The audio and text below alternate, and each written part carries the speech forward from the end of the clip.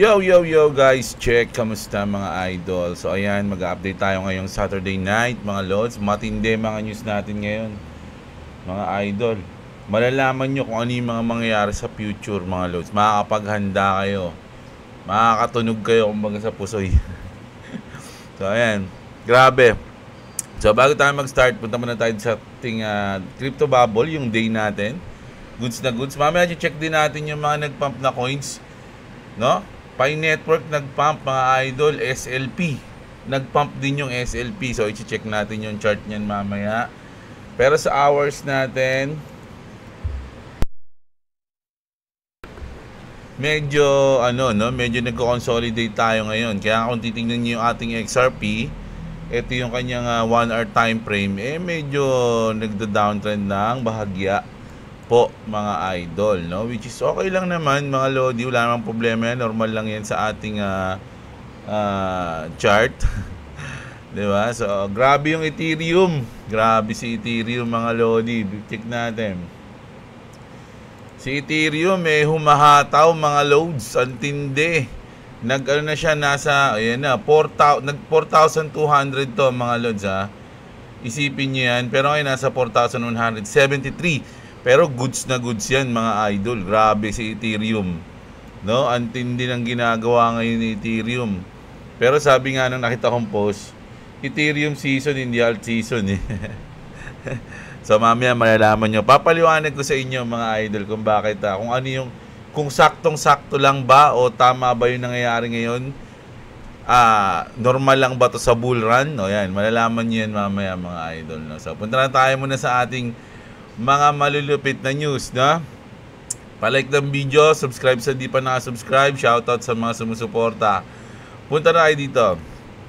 Grabe to. Nag-trending to sa Pilipinas, mga lods, alam nyo naman.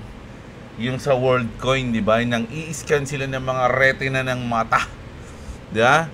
Sabi dito, the country's Ministry of State Security issued a warning that a foreign company collecting iris data is in exchange for cryptocurrency could threaten national security. Grabe, nakakatakot pala yan, no? China warns, yung China sa atin, nagbabala, no? Na yung mga nagpapais ka ng mata, nako, medyo baka ma-threaten daw yung ating alam nyo, yung isang meron kasi akong kapatid, no, Brad namin na pulis. Tapos meron mga nabalitaan niya yung mga nag-scan ng mata. So siya yung nag-message sa GC namin na, mga tol, huwag kayong mag-ano dyan kasi baka ma-access yung mga social media account nyo, parang ganun. So hindi ko alam kung paano nangyari yun, pero ayun yung sinabi niya sa amin. So mag-ingat tayo mga idol dito kasi sa Pilipinas. Dapat yung una okay lang actually hindi okay. Pero nung una kasi ang mahal pa ng bayad nasa 8,000, 5,000 pa, di ba? Nung tumagal-tagal na, ang tindi ng mga nangangat kong mga idol, dumating yung punto na nasa 500, 600 na lang isang scan. Lugi yung mga unang swerte yung mga unang na-scan, medyo swerte pa sila, laki ng binayad sa kanila Grabe yung mga middleman no? Ilang middleman kaya yun? From 8,000 to 500 pesos na lang. Sino pa magpapaskan dyan? Yung risk na nga kasi diba, syempre, gagi, 8,000 yun.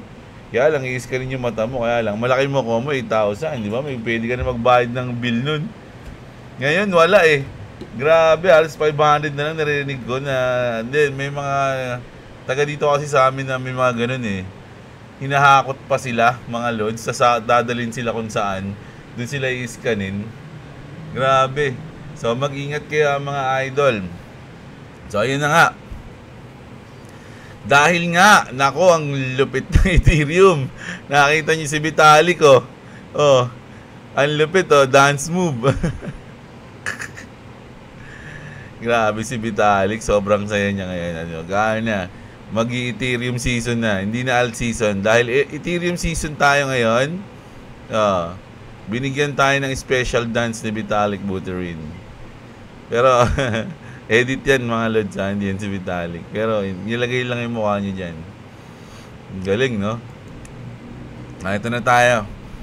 Kilala niyo naman si Arthur Hayes na balita ko sa inyo to nung nakaraan na nagbenta siya ng mga asset niya. Palpak yung ginawa niya, mga idol.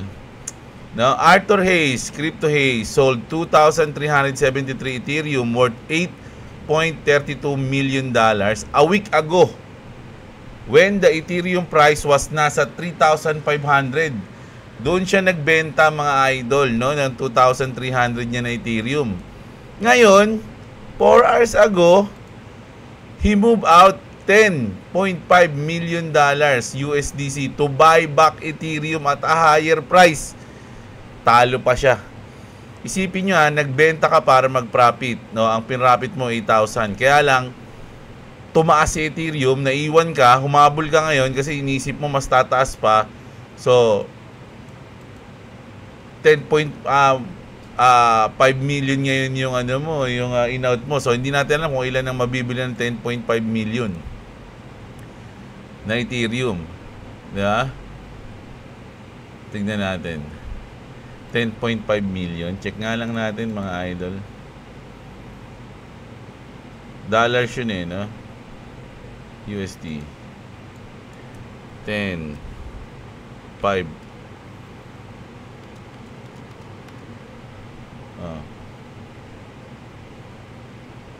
So, ang mabibili is 2,516.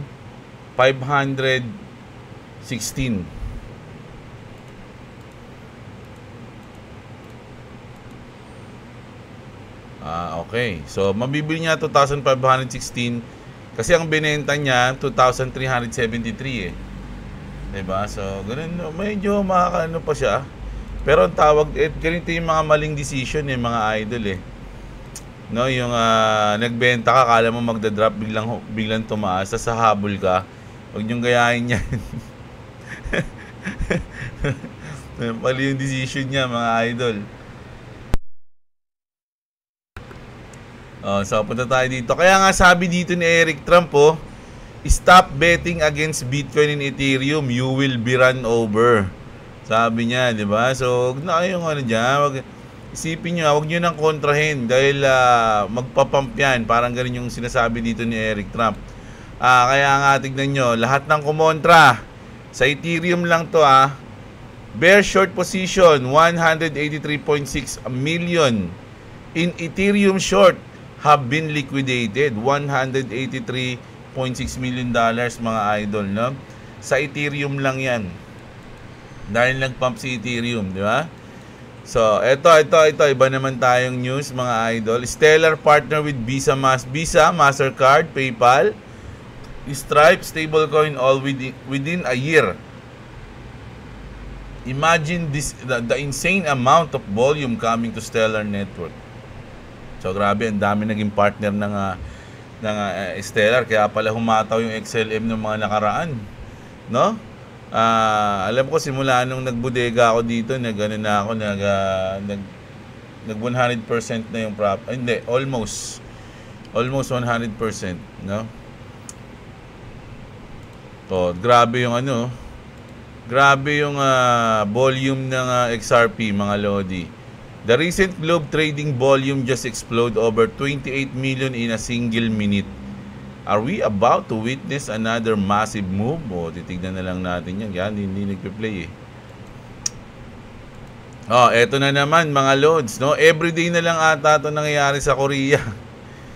South Korea's biggest exchange is dominated by XRP. 24 hours volume, $506 million. Mga Lodi, yung trading volume nila. Korea's liquidity belongs to XRP. Take over Israel. Grabe. So, sabi ko naman sa inyo, mga Lods, Korea, Japan, no? Ayun yung mga talagang pinapakita nila yung adoption nila sa XRP. Yung China, meron din. Kaya lang, hindi masyadong halata eh. May mga nababalitaan lang tayo doon. Pero, hindi pa nila masyadong mini-mainstream. Grabe. Tapos, XRP price may rise to $5 or even $24 as MBRB ratio flashes another golden cross Analyst Ali Martinez highlights. So, lahat na ng mga analyst, lahat na ng mga magagaling sa TA, ayun yung lahat na sinasabi nila. Hindi lang sa XRP, sa iba't ibang coins, mga lodi, sa Doge, sa SIB, tingnan ko yan, lahat sila bullish. Kasi nga mag-alt season na, mga idol. Kumbaga yung chart, nasa kumbaga naka siya, tawag dito, bagay na bagay siya sa mga susunod na buwan. Ganon, parang ganon. XRP delivers an outstanding 7-day performance, claiming the number 1 position in Grayscale latest top 10 crypto asset ranking. So kung 7 days lang to 1 week. Yan, 1 week return for top 10 crypto. Ang number 1 is si XRP. Ayan. Sunod si Stellar. Sabi ko na nga sa inyo kasi parang nag 100% talaga siya eh. Si XLM. Alis magkasunod lagi yung dalawa na yan eh. XLM tsaka XRP. Bukod dyan, nag number 1 siya dito. Nag number 1 siya dito sa Upbeat. Diba? Lagi nag number 1. Ito rin. XRP surpasses Uber in market cap, aiming for 200 billion valuation. So, pang number 87 na si XRP. Nalampasan niya na yung PepsiCo, Uber, HDFC Bank, Commonwealth Bank, no? Diyan sa may Litex. Hindi. Iba yan. Tapos, ang dami na naman nag-a-adapt ngayon. Mga lodi, lumalabas na sila. Digital Wealth Partners raised 200 million XRP for its investment funds. Ano pa? Walmart is now accepting XRP as payment. Pero kung ikaw, pupunta ka sa Walmart, bibili ka doon, ba't ipambabayad mo XRP? Siyempre, i-convert mo muna yan sa stablecoin. Pangit naman pambabayad mo XRP, sayang. Yeah? So, ito naman, bukod dyan isipin nyo, Digital Wealth, Walmart, grabe. Ano pa? Ito pa.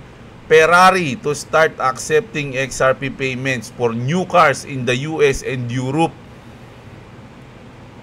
Grabe. Ferrari na to, mga idol. 'Di ba? So, halimbawa, bibili ka ng sasakyan. Minsan kasi ginagawa to ng mga pumapaldo sa crypto, lalo na dati nung mahirap mag-out pa ng 'di ba, napakahirap pa mag-out ng crypto, gagawin mong fiat, mahirap. So ang ginagawa ng ibang mga crypto, mga pumaldo sa crypto, yung mga company tulad ng Ferrari, yung Lamborghini, 'di ba, na tumatanggap ng ganun, ibibili nila ng sasakyan tapos sa kanila ibebenta yung sasakyan para maging fiat yung pera nila. Kasi nga isa yun sa mga way para kumita ka. Kumbaga malabas mo yung asset mo sa crypto. So ngayon, nadagdagan, may Ferrari na. Ngayon kasi medyo goods na kasi tinatanggap na ng bangko eh. 'Di ba yung crypto adoption ng crypto kasama na yung bangko. So siguro madali na mag-withdraw niyan kung sakaling papaldo kayo. 'Di ba? Pero dati napakahirap, mga idol. Kaya ang ginagawa ng iba, bibili sila ng Lambo, 'di ba? Kaya nga sabi lagi, when Lambo eh. Bibili sila ng Lambo tapos ibebenta nila yung Lambo nila para maging pera, kumbaga maging fiat. So ngayon, Ferrari, goods the goods, mga idol. Tandaan nyo, isa sa mga sikat na na kotse, di ba? So hindi ka mahihirapan ibenta, kumbaga, sakali. Sa mga mayayaman, Eto na, dito na tayo, mga idol. Dito na tayo wala to. Dito na tayo, punta tayo dito. Bitcoin has 32 halvings. We've only seen 4. So nasa 4 cycle pa lang tayo mga idol, 2024, no? Katatapos yung halving natin ng 2024, ayun yung pang-apat. Imagine ang halving event ng Bitcoin, naabot yan hanggang 2021. Paano basahin ito, May? 2136, no? Yung taon. 'Di ba, 2024. So 2136, doon mauubos yung mining. Kumbaga, mamamine na lahat ng Bitcoin sa taon na yan. Buhay pa ba tayo niyan? Hindi na ata tayo buhay. No? Hindi ko alam, ako na magmat. Oh, ayan, grabe, no? Isipin nyo na, nag-uumpisa pa lang tayo. Kumbaga sa baby, ano pa lang tayo mga idol, toddlers. Elementary, mga ganun, no? Kaya sa elementary pa lang si Bitcoin. Tapos sasabihin nyo, late na kayo. Nako. Ayan yun. So, ito na yung news natin ngayon na pinaka-importanting papaalala natin. Ito yung pagkasunod-sunod ng mangyayari sa bull market, mga idol, no? So, sa mga hindi pa nakakalam, kasi matagal ko na rin nakita to na ano ko lang siya ngayon ulit, na nakita ko lang ulit siya ngayon. Gusto kong i-share sa inyo, lalo na sa mga bago. Ang unang-unang mangyayari ganito, ito yung path to alt season, papunta ng alt season, mga idol, no? Unang-una, Bitcoin muna. Flow of money moves into Bitcoin causing price surge. So, ibig sabihin, lilipad si Bitcoin, mga lodi, no? Money flows into Ethereum, but it struggles to keep up with Bitcoin. So, sa tingin ko, nandito tayo ngayon sa phase 1. No? Andito tayo ngayon sa phase 1, mga lodi, no? Money flows into Ethereum, but it struggles to keep it up with Bitcoin. Ethereum goes back and forth with Bitcoin and start outperforming it. So, ang mangyayari, si Bitcoin muna lilipad and then lilipad si Ethereum, magba-back to back sila, magpapalitan sila. Tapos hanggang manalo si Ethereum. Si Ethereum ngayon yung ma-outperform niya si Bitcoin. And then, pupunta na tayo sa phase 2, which is kay Ethereum mag-i-start, no? Siya yung magli-lead. Ethereum is outperforming Bitcoin and we hear talks of the flipping. So, parang mangyayari nito, sobrang lumilipad si Ethereum. Parang sabi, magna-number 1 na si Ethereum ngayon. Malulusutan niya na si Bitcoin, mga idol. Ganun yung usapan na kasi sobrang lumilipad na sa Ethereum. Money is starting to trickle into large caps where we see large buy-ups happening. So, dito sa panahon na to, dito na tayo makakita ng makikita tayo na, kunyari, this institution buy sobrang laking pera dito sa isang coins na mga nasa large cap, no? Ayan. Kunyari, bumili ng Solana, ganito kalaki, ganyan yung mga nasa large cap na. Papunta na tayo ng phase 3 nun. Phase 3 large caps na. So, sino ba yung mga yon? Ito na yung mga yon. Yung mga nandito na sa top 10, top 20, sila na yan. Mga idol, no? Sila na. So, mga nasa top 10. Ethereum has been outperforming Bitcoin and large caps are going parabolic, no? Habang lumilipad si Ethereum, maraming mga large cap yung lumilipad na rin. Unti-unti na silang lumilipat dun. 'Di ba? Mga lods, lalo na yung mga money na galing sa Bitcoin, mga lods, 'di ba? Pupunta na sila sa Ethereum, tapos mag-uunahan sila sa mga large cap. Regardless of market cap, some altcoins with strong fundamentals are having pumps. 'Di ba? Walang pakialam kahit walang pakialam sa market cap, mga idol, kahit malaki pa yan, lilipad kami. Ganoon, 'di ba? Lalo na yung mga with strong fundamentals with strong fundamentals, yung mga may utility siguro yan. Mga idol, alam nyo na. Phase 4, yun na. Phase 4, doon na tayo sa alt season, mga idol, no? Makikita nyo, large caps has gone full vertical and we're seeing blow of tops. Mid caps, low caps, micro caps all tend to pump around the same time. Large caps have been outperforming Bitcoin and Ethereum. So, merong mga large cap na ma-outperform na nila si Bitcoin tsaka si Ethereum. Kumbaga, nag-uunahan pataas yan, mga idol. Nag-overtaken sila. Lumilipad sila, nag-overtaken sila, nag-uunahan. It seems every coin is going parabolic regardless of fundamentals. Diyan na yung kahit mga basurang coin lumilipad, hindi natin alam kung anong dahilan. Ganun yun eh.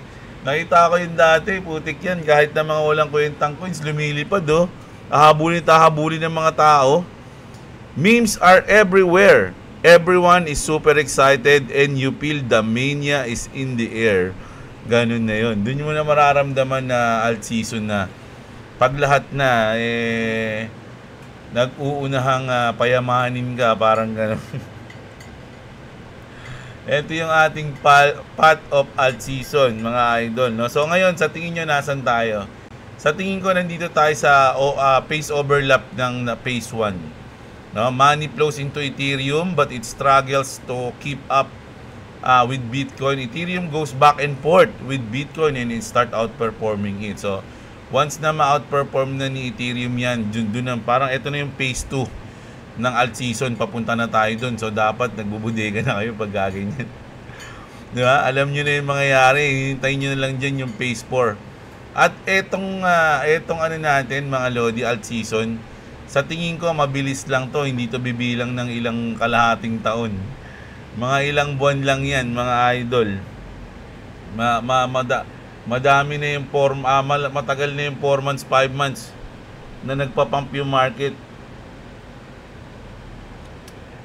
Kasi may mga magti-take profit na pagka ganun mga Lodi. So, kailangan lagi kayong handa. Diba? So, ayan yung ating path of alt season. Yan, gusto kong i-share sa inyo yan. At syempre, yung napakadami pang habing event na dadaanan natin, mga idol, no? Grabe yung plano, no? Kitang-kita natin. Di ba? So, punta na tayo sa mga comment nyo, mga idol. Basa tayo. Sahin natin ang mga idol ko. Ayan. Si Mark pa, shoutout sa'yo. XRP Moon, di ba gagawa ng alternative web access si BitGet, idol? Kasi Mexi may alternative web access. Nako, hindi ko alam, Lods. Hindi ko sila close eh. Hindi ko masyado. Tatanong natin sa mga boss natin. Tatanong ko nga. No? Kasi sa ngayon, nagagamit ko pa naman yung akin. No? Lalo na sa cellphone. Mas na-explore ko nga, nagagandahan nga ako sa cellphone. Para ang nangyayari, doon na muna ako nag-spend ng time sa cellphone. No? In-explore ko siya ng sobra. Pero, nagagamit ko pa rin naman siya dito sa browser, no? Gumagamit lang tayo ng VPN. Kaya i-check niyo yung link diyan sa description natin, mga idol, no? I-download niyo yung BitGet sa cellphone. Andiyan yung code natin, magkakaroon kayo ng discount. Ganun, gamitin niyo yung code natin. Si Mikey Green PH, maganda bagsak sa pinakababa si BTC para makabili na kami. Hintayin nyo lang, mga idol, ilang buwan na lang mangyayari na hinihintay nyo. So, babagsak Tether, tas babagsak lahat. Doon na lahat ng tao mag-i-invest sa XRP. Hindi natin alam. Na nga, sinabi ko na nga sa inyo yung plano eh. Diba? Pwede naman, hindi naman yung XRP bilhin nyo. Bilhin nyo yung mga gusto nyong coin. Marami naman dyan. Sabi ko nga sa inyo, lahat ng coins magpapump ng mga oras na yun. Magugulat tayo. Makita mo yung mga SLP, lumilipad din. O yung SLP pala, tsaka paya, nagpump, no, mga idol. Grabe yun. Grabe yun, mga Lodi. Check natin. Kasi sabi ko, check ko eh. Tingnan muna natin yung SLP. Ayan. Grabe si SLP, mga Lods. Ang lupit lumipad mga idol Ang laki ng pinump niyan kanina. Natin. Grabe, 38%. Nag 38% pump si SLP, mga Lods. Grabe, di ba? Tapos puntahan natin si Pi. Nako.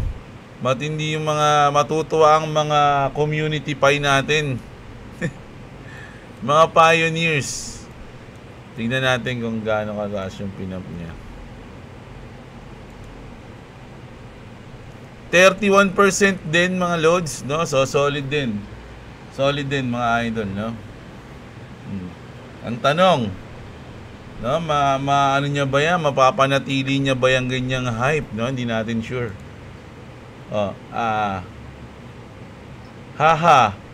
Hayop, naaalala ko si Julio at Julia, napanood ko yan nung bata ako. Mga 8 years old ata ako niya. Yung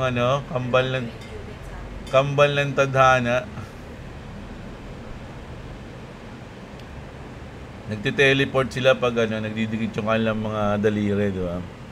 Si Gaming PH, si Jaystin, tsaka si Mikey Green PH, shoutout sa inyo. Si Tixu Lab, shoutout sa'yo. Si Patrick, ano comment mo sa Sabong Saga, Lods? Wala yun, mga idol. Hindi na tayo, ano dun eh. Ako, ang sa akin lang, sana, kasi parang nung una, parang sobrang solid yung ano nila eh, no? Yung Testigo ngayon, parang nakikitaan na siya ng iba eh. Hindi ko alam pero kung sino man may kasalanan doon, dapat talaga managot, mga idol. What if, ito na pala last chance. Sabi ni Sigi, additional adoption Ferrari, ayun na nga idol, no? Justin Sangkula, Montici and Capulet pala, ayun, boss, or Captikis ata kay Romeo. O yun, yung Monty Capulet, ayun, tama, mga idol, no? Ang napanood ko kasing Romeo and Juliet dati, yung kay Leonardo DiCaprio pa eh. Yung kay Leonardo DiCaprio, tsaka yung, hindi ko alam yung pangalan ng babae doon, pero maganda din yun eh. Si Arat Cape, si Justin, shoutout sa'yo.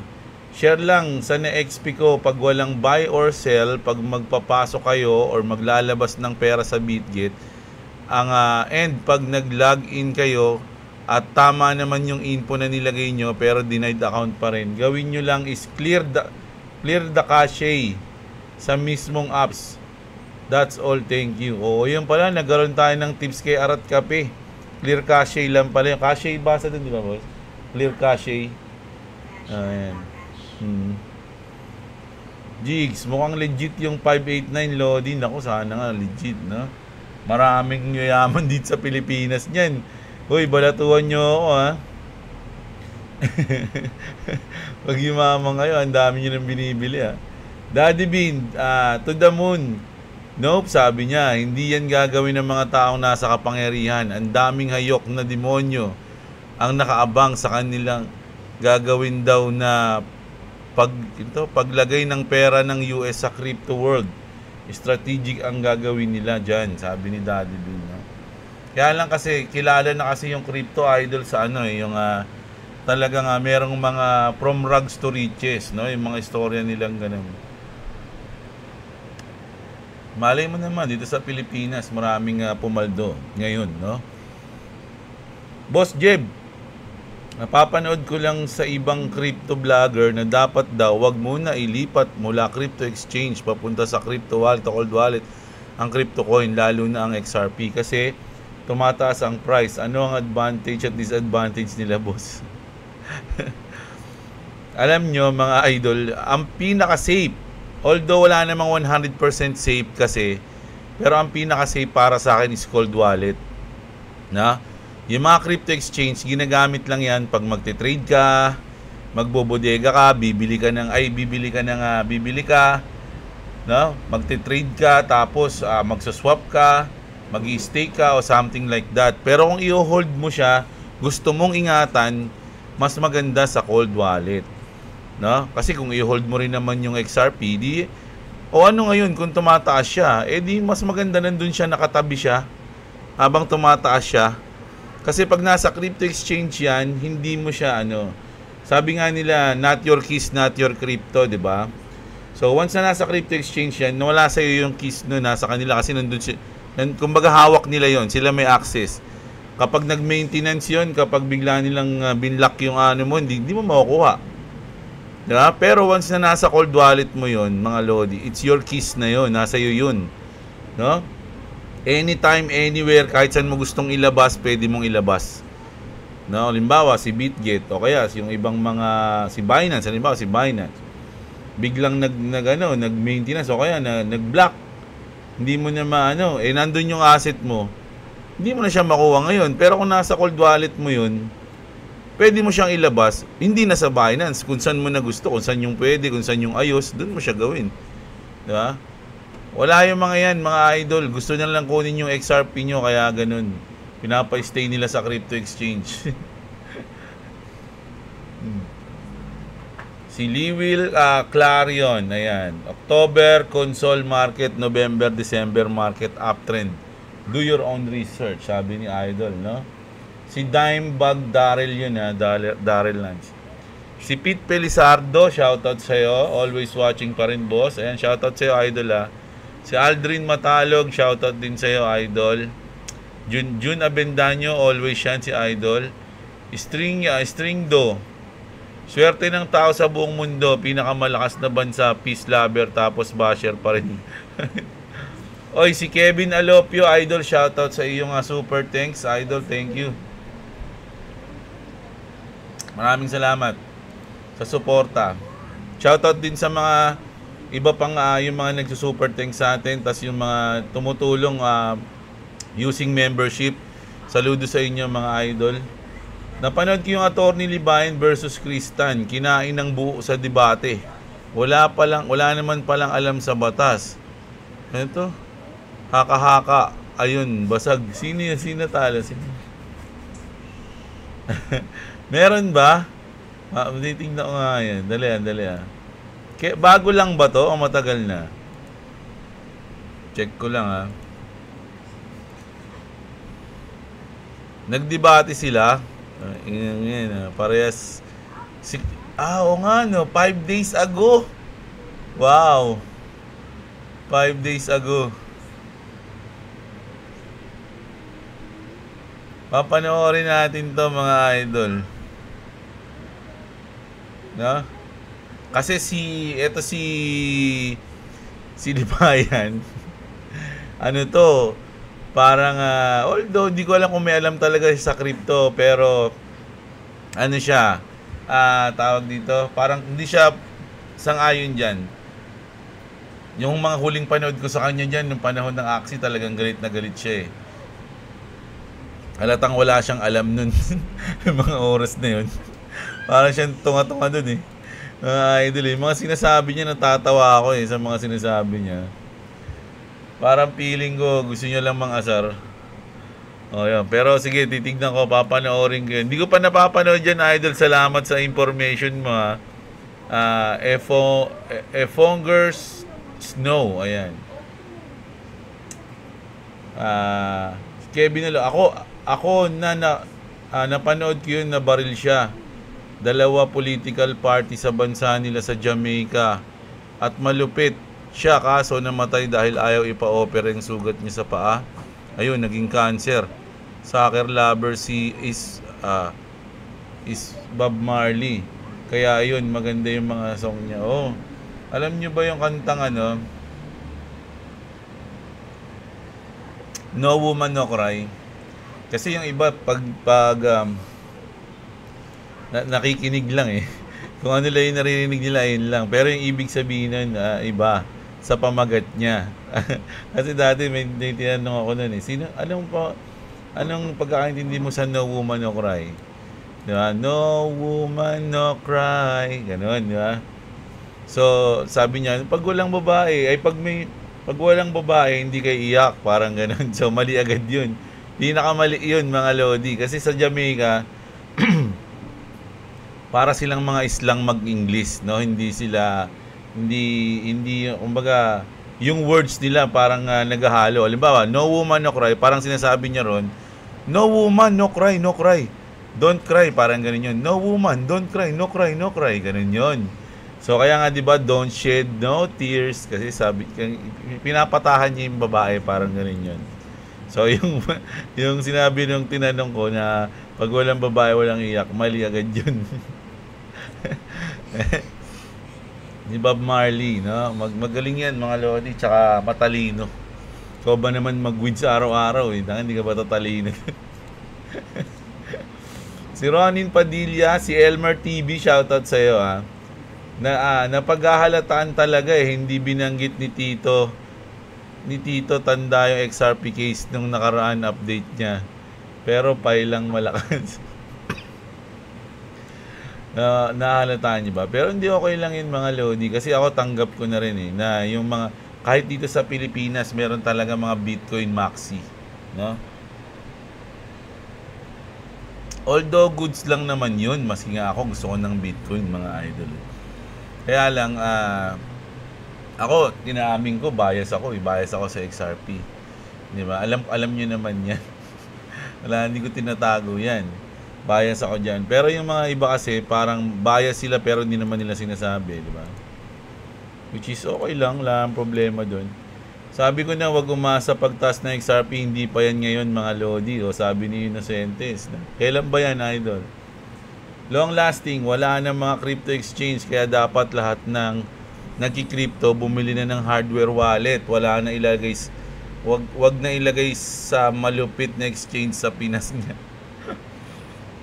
Meron tayong link dyan ng Crypto Bilis mga Lodi kung gusto nyo bumili ng wallet. Meron din tayo dyan link ng VPN, no? Inaaral ko yun at napakaganda ng VPN na yun. Tinesting ko siya, so goods na goods, maganda. Ayun yung ginagamit ko ngayon eh. Pag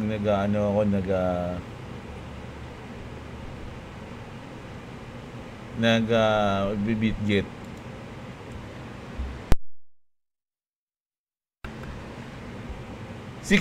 Good day Kuya Jeblo, stay safe sa atin lahat. Shoutout sa'yo.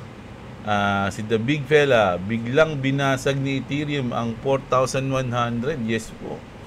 Si Hello, shoutout sa'yo idol. Si Kiddy Doll, Dr. Haydhon. Question ask. Ay, wala. Hindi ko ano to mga lods, baka ano yan. Ano ba to? Bot ba to? Hindi ko alam ha. Bibo, September, alt season plus interest cut. Nako, pampit talaga yan mga idol. Sir Mando Babaw, idol, goods din ang Ethereum. Goods naman po yan. Bitcoin, Ethereum yung dalawa na yan, mga Lodi dyan. Si Ethereum pa nga ang maglilid sa atin sa alt season, no? Si Sadik TP, ayun, pang 101 like Boss Jeblo. Shoutout sa iyo. Ayun, Sadik, shoutout sa iyo idol.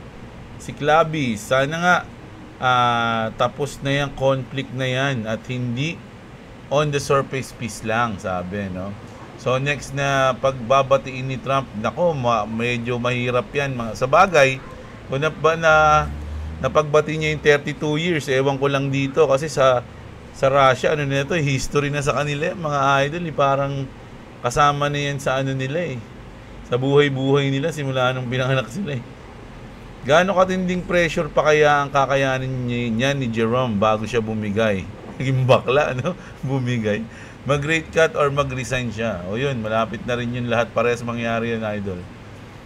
Sila inalis na yung ban, pinaghusay pa nila yung adoption. Tayo, wala. Nako, sarap batukan ng mga sutoy. Tama. Grabe sa atin. Hindi nakakatulong. Si Disley Milarnineria, shoutout sa'yo. Raquel Ramoso, boss, idol, paano mag-sell ng asset from cold wallet? Need mo ilipat sa exchange para ma-sell for storage safety purpose yung cold wallet. Ayan, tama si Christine Lindro doon. Sabi ko nga, pwede mo siyang i-access yung kahit anong crypto exchange, no? Pag nandun ka na pag yung cold wallet mo yung ginamit mo. Email mo ako, Boss Jeb, magbibigay lang ako ng gift. Di kasi ako naglink sa mga YT, etc. Kay email mo lang ako, doon ako bibigay gift ko sa'yo. Salamat, Boss Jeb, kahit di mo ako sinagot. Ano ba tanong mo? Hindi ko nabasa Pero may mga nababasa ako ng mga nakaraan Gusto kong sagutin Nakabili na ako ng wallet at mini-mention kita sa binilan ko ng wallet. Ikaw lagi pinapanood ko kaya napabili ako ng wallet. Salamat, always watching and support your channel. Dapat may 18 minimum wallet pag ginamit mo si Daddy Jeblo. Sabi ni si Jindro. Paano ka bumili? Sa link ko? O sinadya mo siya dun sa kanilang opisina? Ako kasi sinadya ako din sila Sino to Santos John Del. Shoutout sa'yo, idol. Na? Okay lang, i-like mo na lang ang aking video. Happy na me. Si Razile Flores, January pa ang start ng Rocket Bull, promise. Lagi sa history kasi November, December But this bull cycle started on January. Replacement will occur last quarter this year. And the final year of bull run will start on January next year based on my TA. TA mo yun, idol Pero kasi yung binabasihan namin yung ilang years na ng cycle. no? Good luck sa iyo, idol. Elbert Tiguaton, hindi pa yan lilipad, idol, para sa akin. Goods pa yan nang madagdagan pa mga paborito kong mga coins, idol, para solid. No? Sana nga, tayo din. Alam niyo naman, nag-iipon din ako eh. At the moment naman kasi, idol, sa mga development about sa XRP, kapag tumataas naman, meron reasonable price na itataas, hindi yung hype ng mga ibang influencer. Pero sure yan, at least aakyat sa tamang value based sa mga catalyst na naka-epekto. Tama ka dyan, Richard Tadina, idol. Albert Ule, shoutout sa inyong lahat mga idol. Kamusta kayo mga idol? Happy na ba kayo sa hawak niyong coins? Parang pag nag-iipon ka kasi walang walang happy. Kailangan dagdagan mo pa rin ang dagdagan eh, no? Joseph Berdin, always shoutout sa iyo, basura man. Tignan nyo si Ethereum. Kahit 4K na ang value, patuloy pa din nagpa-pump. Paano pa kaya si XRP na nasa 3 pa lang ang value, waiting for super pump? Mababa lang kay supply niyan, kaya pag pumasok institution, sure na tataas agad. Di kaya ng XRP, halos kalahati ba naman ng supply, hawak ng Ripple. Paano mo nasabi, idol? Nasa escrow po yun. Hindi yung pangalan kung sino may... Nako, pag lumabas yung may-ari ng kung sino yung mga may hawak sa escrow, hanggang mamagulat kayo. Wala pa lang may hawak na Ripple na developer doon, no, ng Ripple. Oh. Hindi pala nila hawak yun. Ayan, Ibo Pub yan. Nagtatagalog si Boy WhatsApp. Nagtatagalog naman si Chloe, kaya lang siya, islang mga lods. Haring Saldang, shoutout sa iyo. Ferdinand, shoutout si Cass, shoutout sa iyo. Junil Nael. Yung subscriber idol, keep update sa news idol, sabi ni Knives. Shoutout sa iyo, Idol Knives. Traders Tambayan. Oh, yan, shoutout sa iyo. Kasi nga ngayon no? Weekends, kaya medyo patay ang market. Yung iba kasi sarado. Magdi-dispose kasi ng malaking BTC at Ethereum, kaya nag-pump next week. Bearish opinion ko lang, pwedeng mali, sabi ni Idol. Lahat naman may chance mga lodi. Franklin, shoutout sa iyo. Si Eket Gaming at si LA Gaming Official, siya ang unang-una. Yan, congratulations sa iyo. So ayan ang ating news ngayong araw mga idol. At tatandaan nyo ang ating path to alt season, no? Kung nasa na ba tayo dito. Nandito na ba tayo sa phase overlap ng phase 1 papuntang phase 2? Di ba? So ayan, no? Ang hinihintay natin is ang phase 4 pag lahat na, wala nang pakialam, basta lahat lumilipad. Ayun na yung phase 4 natin, no? So ayan, kita-kits tayo bukas ng umaga mga idol. Maraming salamat sa mga nanood. Magandang araw sa inyo. Huwag nyo kalimutan i-like yung video natin. Subscribe kayo at click yung notification bell. Check nyo rin lahat ng link dyan sa description mga idol. Maraming salamat. Kita-kits sa inyo at What's up? Salamat. Salamat. And link in the description. Also, you can see my YouTube channel in the YouTube button. Also, thank you all supporting to my dad. Also, subscribe to my dad. Salamat.